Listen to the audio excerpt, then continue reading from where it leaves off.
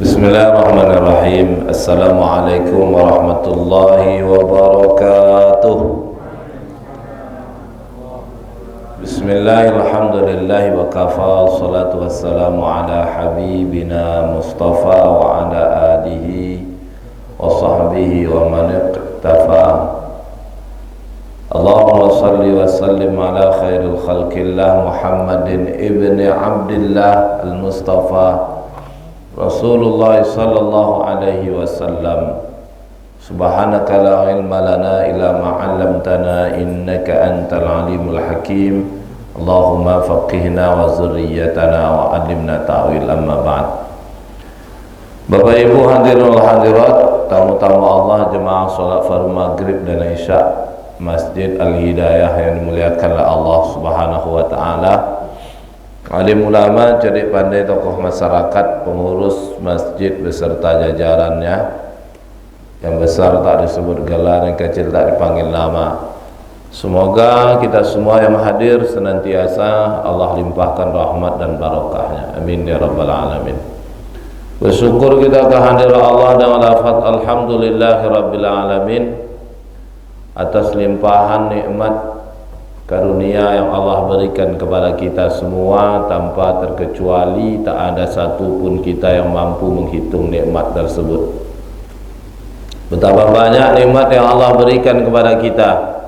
Wa in ta'uddu ni'matallahi la tuhsuha. Namun Allah tidak meminta kita untuk menghitung seberapa banyak nikmat itu, melainkan nikmat yang Allah berikan semata-mata kita dituntut untuk mensyukurinya. Karena kalau kita hitung la tuhsuha, tak pernah berhasil untuk menghitungnya. Nah, mensyukuri nikmat Allah tentu tidak sekadar mengucapkan alhamdulillah. Karena menurut Ibnu Qayyim Al-Jauzi, beliau katakan bersyukur itu hakikatnya as-sana'u 'alan ni'am wa mahabbatuhu wal 'amalu bi ta'atihi. Jadi orang bersyukur itu as-sana'u 'alan ni'am, dia puji nikmat yang telah diberikan kepadanya. Dikasih hidup, alhamdulillah. Kasih sehat, alhamdulillah. Kasih pangkat jabatan, alhamdulillah. Ya, pangkat jabatan itu malahan kalau ulama dulu tidak alhamdulillah. Kalau Umar Ibnu Aziz itu jabatan yang diterimanya bukan alhamdulillah, tapi inna lillahi wa inna ilaihi raji'un. Karena memang itu besar peluang musibah. Tapi materi yang dikasih oleh Allah, alhamdulillah. Nah, namun demikian tidak cukup ucapan alhamdulillah. Perlu yang berikutnya, wa mahabbatuhu, mahabbah. Kita cintai nikmat tersebut. Karena nikmat itu datang dari Allah. Sekecil apapun dan apapun bentuknya, maka kita cintai. Maka jangan sia-siakan. Ya, punya istri itu nikmat, suami itu nikmat dari Allah, titipan amanah dari Allah. Maka kita cintai, jangan disia-siakan. Wahai Nabi katakan khiyarukum khiyarukum li ahli, ana khairukum li ahli. Sebaik-baik kalian adalah orang yang baik terhadap keluarganya. Aku orang yang paling baik di antara kalian, dan aku berbuat baik terhadap keluargaku. Makanya jangan disia-siakan. Termasuk anak, mahabbah, kita cintai. Mencintainya bukan kita lupa akan mengingat Allah, tapi kita cinta akan nikmat itu. Semakin kuat keyakinan kita, keimanan kita kepada Allah. Nah, tidak hanya mencintai, tapi yang paling penting itu wal amalu bi ta'atihi, menggunakan nikmat itu untuk ketaatan. Makanya kalau orang benar-benar bersyukur, dikasih hidup harusnya semakin taat, dikasih sehat semakin taat, dikasih materi semakin taat. Kenapa? Karena memang hakikat bersyukur itu wal amalu bi ta'atih, menggunakan nikmat itu untuk ketaatan. Kadang-kadang aneh, kita manusia ini aneh, dipaksa Allah untuk masuk surga tidak mau, malah memilih masuk ke neraka. Kenapa dipaksa masuk surga? Ya dipaksa masuk surga, dipaksa sholat wajib, paksa puasa, paksa nutup aurat, dipaksa hanya mencari yang halal, meninggalkan yang haram, malah tidak mau. Ini kan jalan agar kita mendapatkan rahmat Allah, bisa sampai ke jannahnya Allah. Malah kita tidak mau memilih yang lain. Opsi kedua, masuk ke nerakanya Allah dengan memperturutkan hawa nafsu kita. Nikmat dikasih bukan amal bi ta'atih, wal amalu ala amalu bi ta'atih, tapi nikmat yang dikasih digunakan untuk wal amalu bil ma'siyah. Digunakan nikmat itu untuk kemaksiatan. Sehat, azan manggil, dipanggil sholat tidak datang, tidak mau dirikan. Ramadan tiba tidak mau puasa, disuruh wajibkan yang cari yang halal, pengen yang haram. Wajib nutup aurat, pengen buka, kan aneh. Padahal dikasih hidup, harusnya wal amalu bi ta'atih, bukan wal amalu bil ma'siyah. Tapi sebaliknya yang terjadi ya wal amalu bil ma'siyah. Maka dari itu ini yang perlu kita sadari, ya. Nikmat yang Allah kasih untuk sebagai sarana bagi kita agar kita selalu taat. Kalau kita taat sesuai dengan khitah penciptaan kita, Allah ciptakan kita semata-mata untuk beribadah, yakni semata-mata untuk taat. Mudah-mudahan Allah beri kekuatan kepada kita, Allah berikan keistiqomahan. Allahumma anta rabbuna farzuqnal istiqamah. Allah berikan keistiqomahan menggunakan nikmat yang Allah titipkan semata-mata sebagai sarana untuk taat kepada Allah. Insya Allah. Mungkin hari ini berat, tapi nanti tiba masanya akan indah terasa. Bapak Ibu yang dimuliakan oleh Allah, malam ini kita kembali melanjutkan bahasan tentang seputar muamalah maliyah, fikih muamalah, yang kita udah bahas materi sebelumnya tentang urgensi pentingnya kita mengkaji fikih muamalah. Malam ini kita coba lanjutkan masuk ke pertemuan awal, ya, tentang harta. Harta pun dah sebelumnya, ya, kita udah bahas materi harta. Harta apa saja yang di dalam pandangan Islam, ya, yang mana kita itu diwajibkan. Talabul halal wajibun, mencari yang halal itu wajib ala kulli muslim, atau dalam lafaz yang lain talabul halal faridah, mencari yang halal itu fardu. Imam Abu Hanifah itu membedakan fardu dengan wajib, walaupun secara umum jumhur ulama menyamakan antara fardu dengan wajib, tapi Abu Hanifah membedakan fardu dengan wajib. Apa bedanya fardu dengan wajib? Kalau menurut Abu Hanifah, fardu itu perintah yang tegas dari Allah berdasarkan dalil-dalil yang qat'i.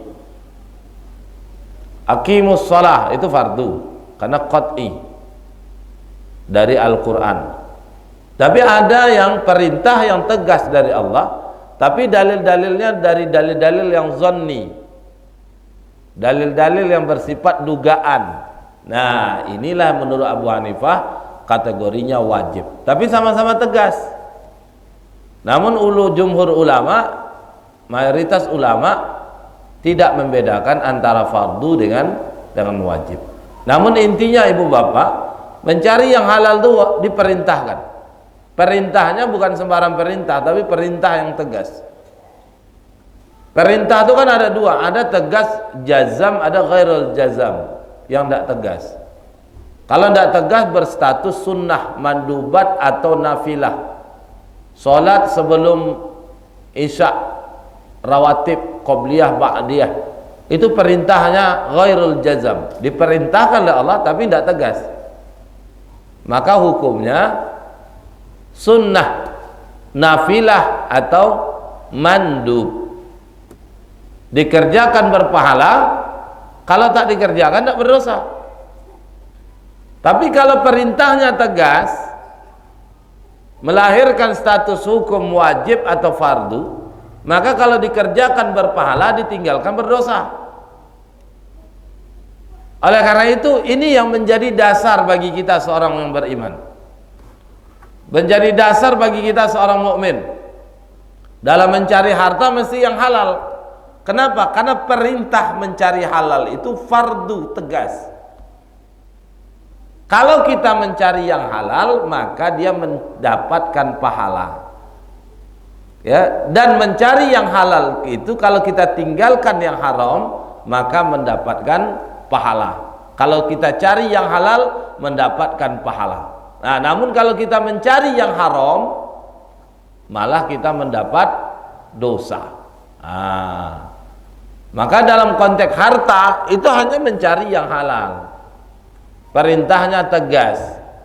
Makanya di surah keempat yang kita bahas pada pertemuan sebelumnya, itu Allah menegaskan dalam bentuk larangan, nahi. Ya ayyuhalladzina amanu la ta'kulu amwalakum bainakum bil batil. Padahal ta'kuluna, tapi karena lam la ta'kulu, ini membentuk larangan. Jadi dalam hal ini Allah melarang siapa? Hambanya yang beriman dalam mencari harta tidak dibolehkan mengambil yang batil atau yang diharamkan, hanya mengambil yang halal saja. Maka harta yang haram bukanlah sesuatu yang boleh dimiliki. Oleh karenanya kalau kita lihat dalam berbagai pendapat para ulama, harta itu kan kalau dalam makna istilahnya, kalau makna bahasanya ismun li jami'in ma yamlikuhul insan, nama dari semua apa yang dimiliki manusia. Semua yang dimiliki manusia itu harta. Tapi dalam makna syar'inya apa? Mana harta itu adalah segala sesuatu yang bisa dimanfaatkan. Kullu ma yantafa'u bihil insan. Setiap apa saja, maksud apa saja, yantafa'u dimanfaatkan bihi dengannya oleh manusia al-insan ayu wajhi minal wujuhi syar'iyyah, yang itu diperoleh dengan jalan yang syar'i. Kalau diperoleh dengan jalan yang syar'i, maka bisa dimanfaatkan. Kalau diperoleh dengan jalan yang tidak syar'i, maka tak bisa dimanfaatkan. Begitu. Intinya apa? Kalau sesuatu itu halal, maka boleh kita gunakan. Kalau tidak halal, tidak boleh. Kalau sesuatu itu haram, maka tak boleh kita gunakan. Bagaimana kita bisa menentukan mana halal mana haram? Itu tidak bisa berdasarkan perasaan, tak bisa pula berdasarkan akal pikiran, tak bisa pula melihat mayoritas kebanyakan orang. Karena bicara halal haram yang berhak menetapkannya hanya Allah. Disinilah perlunya ilmu, sehingga kita tahu mana yang dihalalkan dan mana yang diharamkan. Kalau yang dihalalkan boleh, yang diharamkan tidak boleh. Satu contoh apa yang Nabi katakan dalam hadisnya, hadis riwayat Ibnu Hibban, man jama'a amalan min haramin, man siapa saja jama'a amalan telah mengumpulkan harta, mengumpulkan harta, ya, man jama'a amalan min haramin, dari jalan atau cara yang haram, fatasaddaqa bihi, maka disedekahkan dengan harta yang haram yang dikumpulkan tadi, falam yakun fihi ajrun, maka tidak pernah sekalipun mendapatkan ujroh balasan dari apa yang dia sedekahkan. Wa kana israhu alaihi, meski dia bersungguh-sungguh bersedekah. Hadis ini menjadi dasar kalau sesuatu yang haram itu tak bisa dimanfaatkan, karena kalau diinfakkan, infaknya tak pernah diterima atau dibalas oleh Allah berupa pahala. Makanya hanya yang halal saja. Makanya yang halal sedikit itu jauh lebih baik dibandingkan yang haram yang banyak. Tapi hari ini banyak orang yang tertipu, banyak orang yang begitu takjub dengan cara-cara yang mendapatkan harta dari cara yang haram. Persis kisahnya Qarun ketika karnaval. Qarun dengan pongah sombong ketika menampilkan menampakkan harta kekayaannya. Orang yang tidak beriman ketika itu imannya goyang. Para munafik waktu itu begitu luar biasa takjub dengan Qarun, pengen menjadi seperti Qarun. Namun ketika Allah tenggelamkan Qarun bersama harta kekayaannya, nah yang tadi pun menyesal dan tak mau jadi Qarun. Ya, hari ini berapa banyak yang mirip seperti itu, begitu takjub dengan orang dengan harta, yang melihat dari sisi harta. Karena memang kita ini hari ini Bapak Ibu, tanpa kita sadari hidup dalam situasi yang tidak Islam. Menilainya bukan Islam. Cobalah kita menilai orang mulia dari apa? Pasti tampilan. Kalau kaya, tidak kaya, yang mulia itu karena kaya, yang tak kaya dianggap tak mulia. Kan itu yang menjadi umum, standar umum penilaian orang hari ini. Tentu berbeda jemaah Masjid Al-Hidayah. Ya.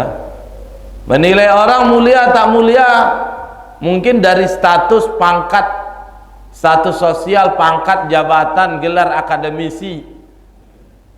Ya. Ini yang intinya apa? Yang menilai itu, dinilai itu zahir. Padahal Nabi menjelaskan, innallaha yanzuruna ila suwarikum wa ajsamikum. Sungguh Allah tak melihat suwarikum wa ajsamikum, wajah dan fisik kalian. Walakin yanzuruna ila qulubikum wa a'malikum. Yang Allah tengok itu qulubikum wa a'malikum. Qulub fikriyahnya, bagaimana dia berfikir Islam atau tidak. Wa a'malikum, nafsiyahnya, pengamalannya, taat dia atau tidak. Kalau dia taat, inilah mulia. Inna akramakum indallahi atqakum. Tapi hari ini tidak. Karena situasi kita hidup dalam aturan, lingkungan, kondisi yang tidak Islami. Akhirnya apa? Orang menilai mulia dari sisi materi. Sehingga karena dia tidak punya standar berdasarkan Islam, akhirnya apa? Takjub. Padahal yang dia takjubkan itu adalah sesuatu yang diharamkan oleh Allah. Nah, makanya kata Nabi sallallahu alaihi wasallam, la yu'jibuka imru'un, jangan kalian takjub dengan seseorang, man kasaba malan min haramin, dengan orang yang mencari harta, mendapatkan harta dari cara yang haram. Wa in anfaqa aw tasaddaqa bihi, karena harta yang haram itu kalau diinfakkan atau disedekahkan, lam yuqbal minhu, tak pernah sekalipun infak sedekahnya diterima. Wa in amsaka lam yubarik lahu fihi, kalau tidak diinfakkan bersamanya ada harta yang haram, lam yubarik lahu fihi, sampai kapanpun tak pernah dia mendapatkan keberkahan, sekalipun dia tak pernah mendapatkan barokah, kebaikan demi kebaikan. Makanya jangan heran, ini mungkin pernah kita sampaikan dulu tak salah waktu Ramadan nih.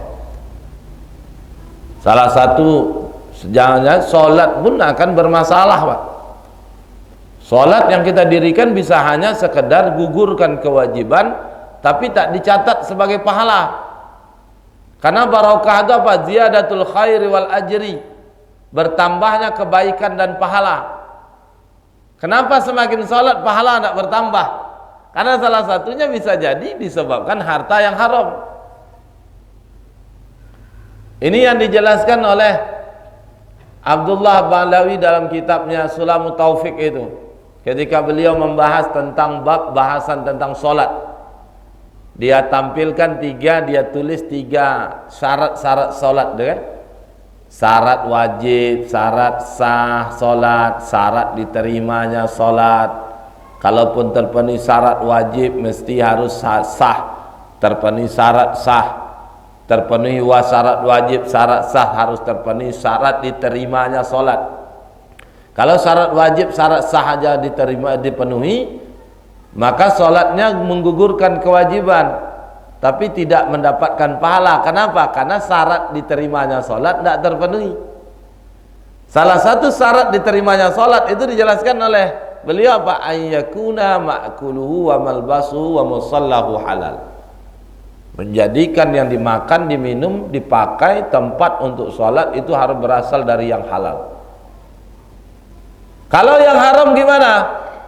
Mengakibatkan sholatnya itu tak mendapatkan pahala.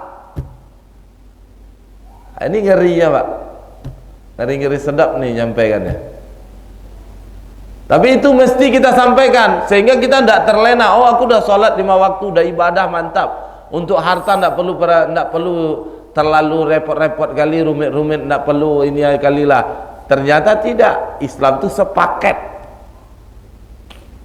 Kalau bicara ubudiyah, muamalahnya harus benar. Bicara ubudiyah, muamalah nafsiyahnya harus benar. Bicara ubudiyah, muamalah nafsiyahnya, akhlaknya harus benar. Semuanya sepaket. Udkhulu fis silmi kafah. Kita ini orang beriman, muslim ini diperintahkan oleh Allah, berislam itu total.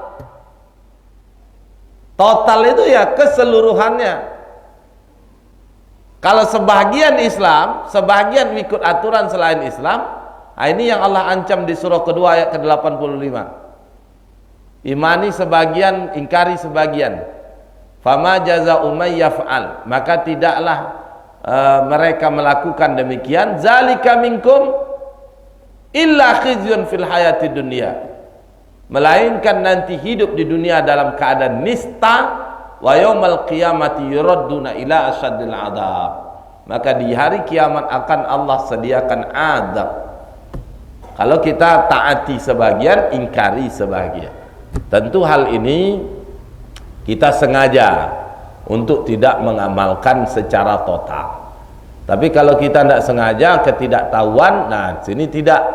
Oleh karena itu disinilah pentingnya kita harus cari tahu. Cuma terkadang orang hari ini beranggapan kalau tidak tahu tidak berdosa.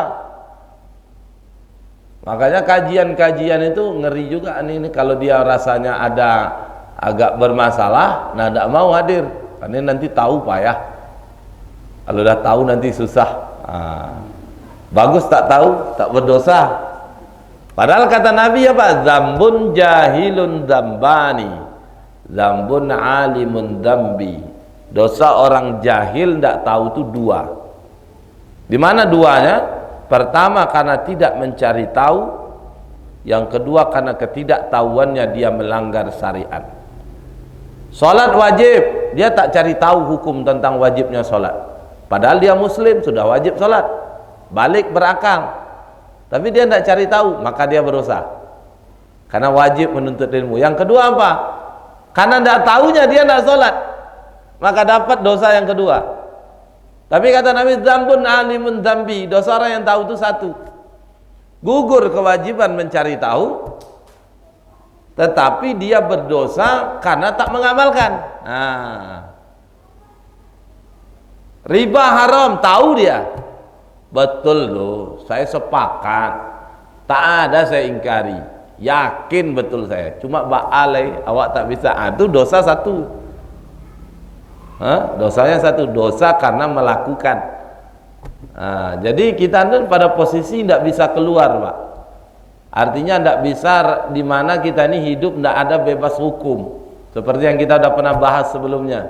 Al-aslu fil af'alil insan at-taqayyudu bil hukmir syar'i Hukum asal perbuatan manusia itu terikat kepada hukum syarak. Tidak ada perbuatan kita yang bebas hukum. Kita tak mencari tahu ada hukum, mencari tahu ada hukum, meninggalkan perintah ada hukum, mengerjakan perintah ada hukum. Semua perbuatan manusia ada hukumnya. Tak ada satupun perbuatan manusia yang tidak ada hukumnya.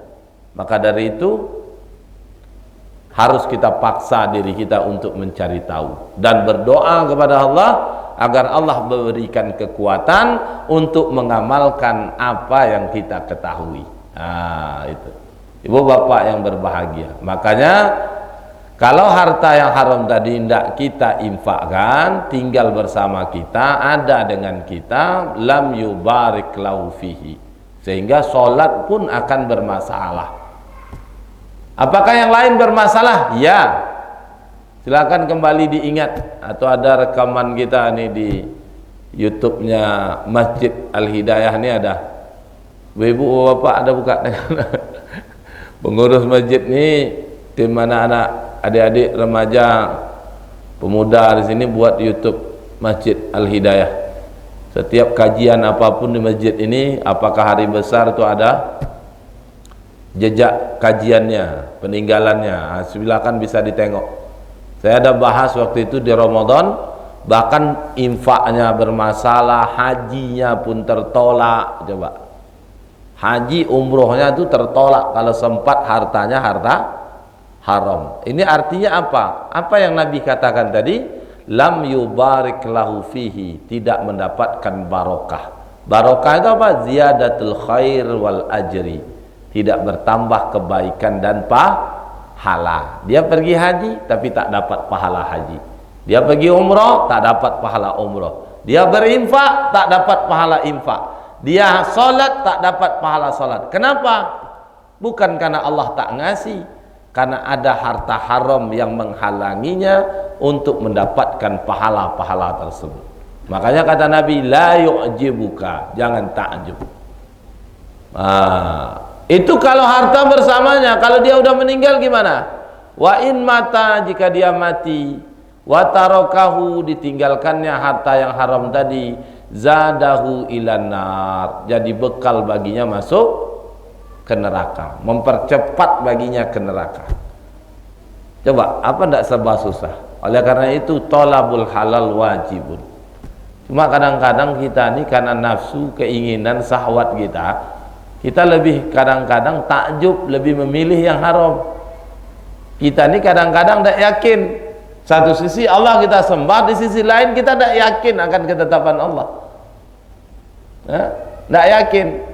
Allah, kalau tidak begini gimana punya? Kalau tidak begitu gimana dapat? Kalau tidak begini sampai kapan kita harus memiliki? Padahal kita terlahir ke dunia tidak ada juga bawa apa-apa. Apa yang kita bawa?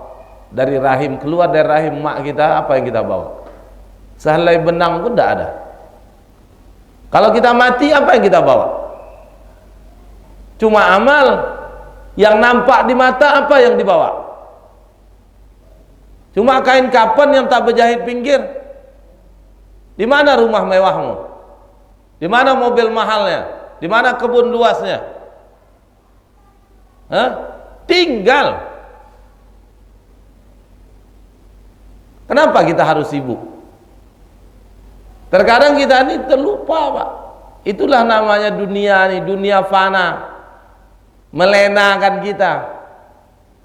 Sehingga kita ini lebih memilih cara yang Allah murkai daripada cara yang Allah ridhoi. Padahal kita berharap ridho Allah. Kita pengen masuk ke surganya Allah, tapi kita tempuh jalan gimana jauh dari surganya Allah. Ini ya jalan loh, kalau masuk ke surga ke sini. Kita pengen jalan ke sini, nggak bakalan masuk. Capek sendiri kita. Itu yang terjadi hari ini. Nah, oleh karena itu ini menjadi renungan bagi kita.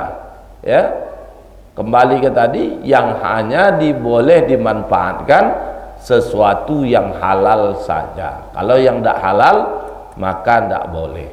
Nah, yang haram itu apa saja? Harta yang haram itu ada dua. Haram karena zatnya, Yang kedua haram karena selain zat. Haram karena zat dah banyak, kita tahu, bangkai, darah, segala macamnya. Yang selain zat apa saja juga macam-macam. Ada karena hukum, karena curang, karena milik orang. Termasuk ini perlu kita catatan bagi kita Bapak Ibu terkait harta waris. Kalau ada ibu bapak kita yang sudah meninggal, segeralah dibagi harta warisnya. Kenapa? Karena itu kaitan dengan hak orang. Kalau ada di antara kita yang menahan untuk tidak membagi, hati-hati. Itu kita menahan hak orang, milik orang yang kita tahan. Karena kalau seseorang yang sudah meninggal, waktu hidupnya punya harta, yang tadi kita ceritakan, rumah mahalnya itu, mobil mewahnya, duitnya yang banyak, kebunnya yang luas, sedetik berpisah roh dari jasadnya, yang dia punya yang banyak tadi tak lagi punya dia. Harta itu untuk apa? Pertama, urus jenazahnya. Kalau masih tersisa, lunas hutangnya. Kalau masih tersisa, tunaikan wasiatnya. Kalau masih tersisa, laksanakan berkaitan yang wajib terkait hartanya. Kalau masih tersisa, yang kelima, bagi ke ahli warisnya. Maka jangan ditunda. Cuma kadang-kadang budaya kita, tradisi kebiasaan lazimnya kita di masyarakat, kalau misalkan ibu bapaknya meninggal, ibunya masih hidup, tak dibagi. Kenapa tak dibagi? Tak enak. Terkesan memperebut harta waris. Padahal bukan memperebut harta waris, itu mengambil hak. Bahkan ada yang lain terlalu bawa perasaannya. Apa yang dibawa perasaannya? Malah dia katakan, kau terlalu, bapak masih merah tanah badan bapak, kau sibuk cerita harta. Senang kali kau bapak meninggal. Siapa anak yang senang bapaknya meninggal? Tidak ada. Tapi bapak dah meninggal, itu dah qada ketetapan Allah, tidak bisa diganggu gugat. Hak bapak apa? Tunaikan aja. Urus jenazahnya, 4 penyelenggaraan. Selesai, lunasi hutangnya. Wasiatnya tunaikan. Kewajiban hartanya laksanakan. Mana tahu bapak punya uang di rekening, harusnya dibayar zakat, jatuh tempo hari ini, belum ditunaikan, keluarkan zakatnya. Setelah itu apa? Bagi ke ahli warisnya. Bukan senang ke bapak yang meninggal. Karena ancaman Allah itu jelas, Bu. Orang yang tak mau mengamalkan ini, apa kata Allah? Di surah keempat An-Nisa ayat ke-13, tilka hududullah wa may yuti'illaha wa rasulahu yudkhilhu jannatin tajri min tahtihal anharu khalidina fiha wa zalikal fawzul azim. Ini reward kalau kita mengamalkannya. Kalau kita bagi segera, maka Allah, kita mentaati ketetapan Allah, hudud ketetapan Allah. Kalau tidak, apa? Diancam oleh Allah di surah An-Nisa ayat ke-14. Apa kata Allah di An-Nisa ayat ke-14? Wa may ya'sillah wa rasulahu, siapa yang bermaksiat kepada Allah dan Rasulnya, wa yata'adda hududahu, ya, di mana dia itu tidak menjalankan apa yang telah Allah tetapkan, yudkhilhu naran khalidan fiha, akan dimasukkan dia ke dalam neraka, fiha walahu adzabun muhin, baginya azab yang pedih, yang nyata. Ini tinggal pilih, ngamalkan segera atau tidak. Secara fikih muamalah ini kaitan hak orang, ya. Kadang-kadang kita ini kan menilai bukan berdasarkan syariat, tapi dasar perasaan. Ada orang dapat bagian waris, dibelinya motor, tengok si anu itu. Ngapa? Senang kali dia bapak meninggal, beli motor baru dia. Dia ada duit, belilah dia. Tidak ada persoalan itu hukum membolehkan. Haknya ahli waris atas harta yang ditinggalkan oleh yang meninggal. Sebaliknya, kalau yang meninggal punya hutang, siapa yang nanggung? Ahli warisnya. Kalau yang meninggal tak punya harta, siapa yang ngurusi jenazahnya, menyelenggarakan? Ahli warisnya. Tapi kalau ahli waris yang meninggal punya harta, milik ahli warisnya. Adil, ya, terjadi keseimbang.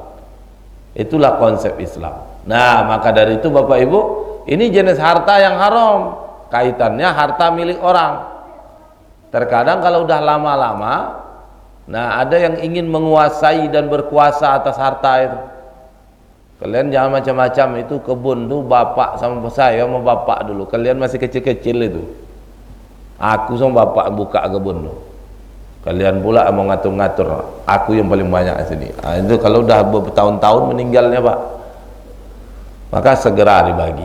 Nah, ini harta yang kaitannya harta yang haram karena milik secara hukum. Yang selanjutnya apa? Yang secara hukum, sebab yang kedua itu harta karena akad transaksi. Nah, ini jenis yang kedua yang perlu kita kaji nanti panjang lebar. Nah, Bapak Ibu yang dimuliakan oleh Allah, yang terakhir sebelum kita buka sesi tanya jawab nanti. Nah, yang terakhir ada beberapa dampak akibat kalau harta haram itu bersama kita. Kata Nabi sallallahu alaihi wasallam ada setidaknya 4 hal. Dia sebenarnya dampaknya, akibatnya banyak. Pertama, menentukan posisi kita di surga atau di neraka. Itu salah satu penentunya adalah harta. Hadis riwayat Ibnu Hibban dijelaskan oleh Nabi, la tazulu qadama 'abdin yaumal qiyamati hatta yus'al. Tidak beranjak kaki seorang hamba di hari kiamat sampai dia ditanya beberapa persoalan. Artinya tak beranjak di sini apa? Tiap kita mempertanggungjawabkan akan hal ini. Persoalan itu, pertanyaan itu akan ditanyakan kepada kita masing-masing. Apa itu? An umrihi fima afna. Umurnya dihabiskan untuk apa? Ilmi fima fa'ala, ilmunya dia berbuat apa? Jismihi fima ablah, tubuhnya dia gunakan, korbankan untuk apa? Nah, yang keempat, wa'an malihi, tentang hartanya. Min ainak tasabahu wa fima anfaqahu. Dia dapatkan dari mana, dia gunakan untuk apa? 4 ini pertanyaan menentukan nasib kita besok. Dari 4 pertanyaan ini, umur, ilmu, badan ditanya sekali, tapi harta Allah tanya 2 kali. Ini artinya apa? Perkara harta ini tidak boleh kita pandang sepele. Banyak kita yang celaka karena persoalan harta nih. Kalau sempat kita hari ini tak peduli dengan harta nih, halal atau haram, maka hati-hati, membuat kita akan jadi celaka. Ini yang Nabi katakan 14 abad yang lalu, akan tiba nanti suatu zaman orang tak peduli lagi, la yubalil mar'u. Orang tak peduli dalam mencari harta, mengambil harta, amin halal amin haram. Caranya halal atau haram. Zamannya kapan? Inilah zaman kita hari ini. Bahkan ada yang bilang boro-boro cari yang halal, haram aja susah. Hari gini cerita halal konon, kapan punya? Ini yang Nabi prediksikan dulu Pak, sekarang terjadi. Makanya hati-hati, bagi kita yang mengkajinya hati-hati. Ini jadi penentu. Kalau sempat harta itu sudah jelas hartanya harta yang haram, apa kata Nabi? Man kullu lahmin nabata min suhtin. Setiap daging yang tumbuh dari yang haram, fannaru aulabi, maka nerakalah, narlah yang paling pantas dan layak. Dapat air minum, dibeli dengan cara yang haram, akadnya tidak syar'i, diminum masuk ke mulut lewat tenggorokan sampai ke perut, ke lambung, proses jadi saripati, menjadi darah, tumbuh jadi daging, maka fannaru aulabi. Ini yang kedua. Yang ketiga, membuat kita serba susah. Hadis yang takjub tadi, kalau diinfakkan tidak diterima, kalau tak diinfakkan tidak dapat barokah, kalau mati dapat jadi bekal mempercepat ke neraka. Yang terakhir, yang keempat, harta yang haram itu kata Nabi, itu membuat doa kita tak makbul. Ini ada laki-laki yang dulu berjalan jauh ketika dia melakukan safar, Nah, ketika safar as'ad akhbar, terlihat rambutnya kusut, badannya berdebu. Ketika itu yamuddu yadai ila sama, dia angkat tangannya ke langit. Ya Rabbi, ya Rabbi, ya Rabbi, dia berdoa, bermunajat sama Allah, sampaikan hajatnya. Apa kata Nabi tentang laki-laki ini? Wa mat'amu haram, wa mashrabu haram, malbasu haram, ghaziya bil haram. Yang dimakan, diminumnya dari yang haram, yang dipakainya dari yang haram, dia hidup dengan fasilitas yang haram. Fa anna yustajaba lidzalik, bagaimana mungkin doanya dikabulkan? Kalau kita minta selama ini berlama-lama sudah Pak, bertahun-tahun, bahkan masih dari muda sampai sekarang belum makbul. Jangan-jangan ada yang haram bersama kita. Itu, tidak usah nengok kiri kanan, lebih banyak menengok ke dalam. Lebih banyak kita introspeksi. Padahal Allah sudah mengatakan, ud'uni astajib lakum. Mintalah kepadaku, maka pasti akan dikabulkan. Tapi kenapa ketika kita minta tak langsung dikabulkan? Bisa jadi karena ada harta haram bersama kita, membuat yang kita minta tak sampai doanya kepada Allah. Baik, saya kira demikian. Wallahu a'lam bishawab. Semoga ada hikmahnya. Baik, saya kira demikian. Terima kasih. Moga-moga ada hikmah dan manfaatnya. Semoga yang disampaikan bisa dipahami dan diamalkan, ya. Sampai ketemu pertemuan selanjutnya, insyaallah kita lanjutkan materi selanjutnya, berikutnya tentang akad nanti. Atau kalau ada yang mau ditanyakan, mungkin kami buka dulu sesi pertanyaan sebelum kita mulai, ya, mereview ataupun membuka pertanyaan dari materi-materi yang sudah disampaikan untuk pekan depan, insyaallah. Ya, pada Allah subhanahu ampun, pada Bapak Ibu mohon maaf. Mari kita bacakan Ummul Al-Quran dan doa tasbih kafaratul majlis. Semoga Ummul Al-Quran kita baca, fadilahnya bisa dikirimkan kepada ibu bapak kita, ada saudara-saudara kita, ya. Kalau ibu bapak kita atau salah satunya yang sudah meninggal, semoga Allah sampaikan fadilah itu kepadanya. Yang sakit semoga Allah sembuhkan, yang punya urusan semoga Allah lancarkan, ya, dan lain sebagainya, ya, semoga Allah ijabahkan. Ala kulli hazin niyah kullu niyatin salihah. Al-Fatihah. A'udzubillahi minasyaitonir rajim. Bismillahirrahmanirrahim. Alhamdulillahi rabbil alamin arrahmanir rahim maliki yaumiddin iyyaka na'budu wa iyyaka nasta'in ihdinas siratal mustaqim siratal ladzina an'amta 'alaihim ghairil maghdubi 'alaihim waladdallin. Amin. Bismillahirrahmanirrahim. Subhanakallahumma wa bihamdika nashhadu an la ilaha illa anta nastaghfiruka wa natubu ilaik. Walhamdulillahi rabbil alamin. Wassalamu alaikum warahmatullahi wabarakatuh.